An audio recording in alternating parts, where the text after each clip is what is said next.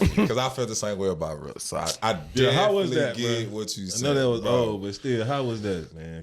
Bro was. I know he wish he can go back. He was cool. Like, bro was cool. Yeah. But he was weird. Like, to the point to where, like the whole phone call situation, like, I never had his phone number. Like, when I used to call, he used to make, like, some little weird noise or whatever. I went to his house for Thanksgiving. The weirdest feel, like, he catered. So, no, you know, like, bro, I come from a traditional country black family. We throwing down. If I got as much money as Russell Wilson, my whole family would talk about me so bad if I ain't fly everybody out there for Thanksgiving. And I'm sponsored by an airline. Yeah. Maybe he's not close to his family. And maybe he not. But his mama wasn't there. Sisters wasn't there. You know what I'm saying? Like, and even though, like, it's still weird to me. I'm just still, even if you don't food with your family, like, it's still weird to me on Thanksgiving. My family gonna do the food. This is what we gonna do. If you the one with the money, we coming to your house. You know what I'm saying? Like, let me that part. That's what we gonna do. So to get over there and catch Russell Wilson, like, him, is literally him, Ciara Daddy, me, Noonie, Baby Future, the chef, and 2 nannies. And 3 dogs. Yeah, and Baby Future at that time was bad as hell. hey, Baby Future, what you think? You know, everybody going around the room saying what they thankful for and shit. Like, Baby Future, what you thankful for? Oh, just thankful for. I think he said something about, like, I mean, he was a kid though. You know what I'm saying? Yeah. Like, he was a kid. I think he a lot better than that. But at that time, like, bro was just, you knew, like, I think he understood it. Like, he knew he was just spoiled, just bad. You feel me? Like, who his daddy was, who his mama was, who he hanging around. Like, he started to understand. And so in that case, like, but then I leave Russ' crib, go to Earl Thomas' crib. See, this is why I stay on my own. This is why I stay doing my own thing, because when you show love to people, or, you know, you try to add value into people's lives, or if you try to open up too much and let them into your heart, first of all, I don't even see what the problem is. I don't see nothing wrong. Let me tell you what my family is. And I got a black family that love to cook and that was popping on Thanksgiving. Now that we got money, we get everything catered. Now, there's certain things that we may do on our own, like the mac and cheese or whatever. If you can get a nanny, get a nanny. If you can get some chefs, get some chefs. He was kind enough to invite you over for Thanksgiving. And you going to come on a podcast and talk about his kids and call them weird? No, you weird. He the weird one. Y'all, listen, we got to switch it up in the community. The weird people are the ones that come around and then come back and try to tell all of the business about what's happening in your family just for clicks and views.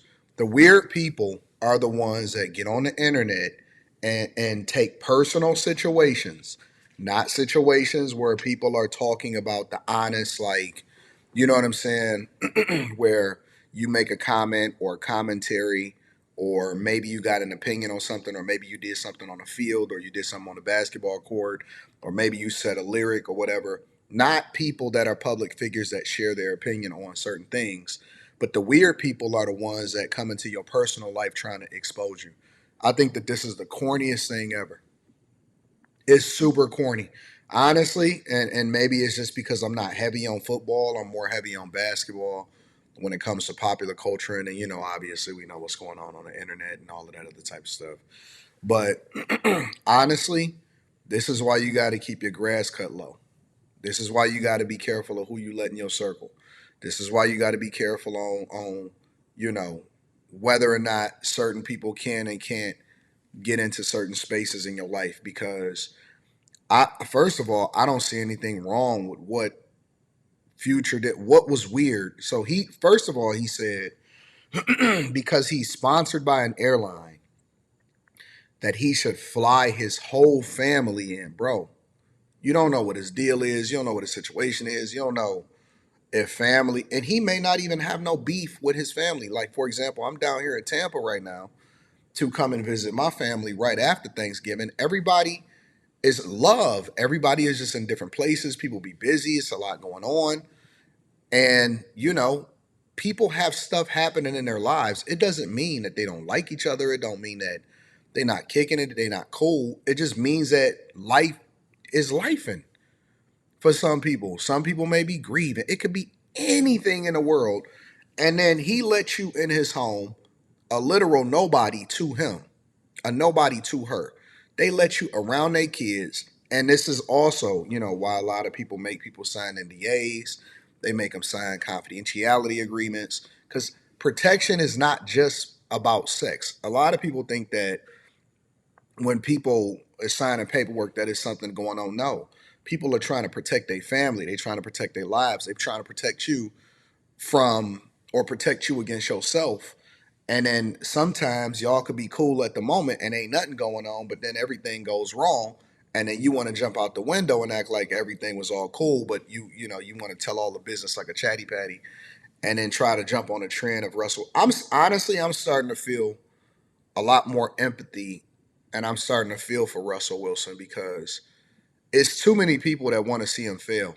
And although I don't necessarily agree with his lifestyle choice when it comes to marrying a single mother because they've talked about it and he's talked about it publicly on the Pivot podcast and stuff like that, that's his choice. I don't agree with a lot of stuff that people say, but that don't mean that I'm going to just completely dehumanize him. That don't mean I'm going to demonize him. That don't mean that he's a bad person or he weird, for having some chefs at Thanksgiving dinner. People will pick on anything. I see people sending me reaction videos to stuff all the time or stuff that people said.